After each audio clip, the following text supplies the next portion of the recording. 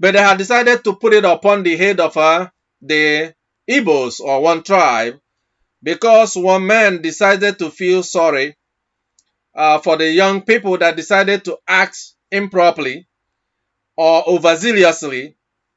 And from there, rather than come to seek the peace, and they decided to shut the path of disagreement. When people do not honor their contracts, people are harmed and injured and continue to do the same thing to today. And people have also approached me to see what I think and what I should do about what has been going on about the injustice against the Igbos. And I have responded to them all the time that Igbos are the ones that have caused their own problem, because they have chosen, rather than be united and be accept themselves and not to reject themselves. For he that is rejected do not reject themselves. They have decided to reject themselves and have refused to come to work together for their own good, and instead continue to work against each other. Whenever an Igbo man sees his fellow Igbo man, and that is when they begin to show their strength and power. In absence of that, they become worthless and useless and had no strength and ability to be able to do anything. They become silent. That could be as a result of the trauma they had endured in the war that they fought.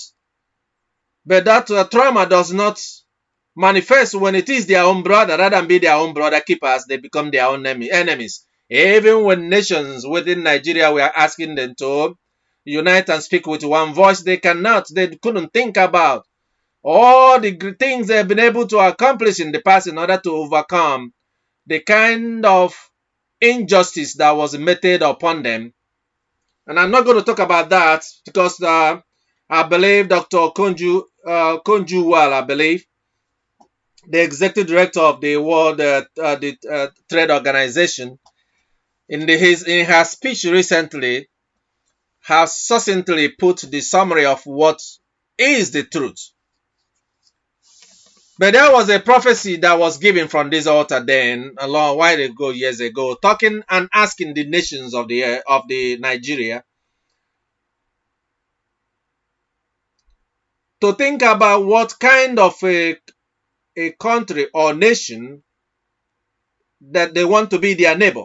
And there was a prophecy then that was given about how there were problems among different towns in Anambra State, in Southeast, I believe is in Southeast, particularly in Anambra State, and where some people were fighting over who is the head king and who is supposed to speak and represent the people.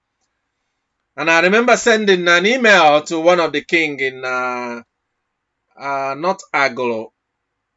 Aguleri, I believe is Aguleri, Umuleri, I think that Aguleri. And the troubles that were given and happening then, that was really always challenging the governor in Anambra State, the past governor in Anambra State. But the email was not enough to let him think about his people and the trouble that they are causing in the carnage. There was prophecy then that was given about also about what was happening and the insecurity coming to Southeast. If you remember, that these were all prophesied, and even going around to speak to some kings and some church leaders to remind them about what is about to happen. That was before the insecurity came to Southeast. And if they don't take care, they're going to experience the wrath of God in a way to wake them up. And I remember going to one king then that was so scared to come to meet me that he asked the chief of staff. And I remember I talked about this then. But I'm saying this not to digress from the word, talking about peace, talking about negotiations, and talking about ways to seek the path of peace. And the role Christ himself has played in his message to us as believers, as God's own people. For a nation that so much profess about God, that is known to even know God so well before they heard the false word of Christ. A nation that had forsaken their God that they have known, and decided to worship a foreign god. They become an adulterous nation. And they wonder why things are the way they are. The nation that have desecrated their land and filled it up with all manners of blood. And those that are killing them are the ones they keep electing. Those that are stealing their money and those that are corrupt are the ones they have elected them and say, what is the future for such a nation?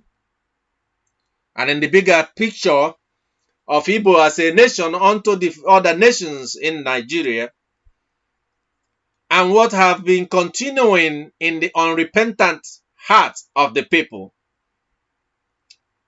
in comparison to the warning the Lord had given about what is to come. And I take it to the bigger picture, even to the other nations of the earth and other countries of the earth, even in our great United States of America, in the African continent, the role that these things play. If not only that the nations have forgotten their history, if it's not that they themselves have forgotten who they are, they have forgotten their culture, their customs, and traditions. Even their kings has no place. They have made the kings to become slaves unto the governors. I wonder what, and if their ancestors are alive today, what would they say? But unfortunately, they are not here to speak. They speak from their grave because they have laid down in their culture and their traditions and their customs of who they are.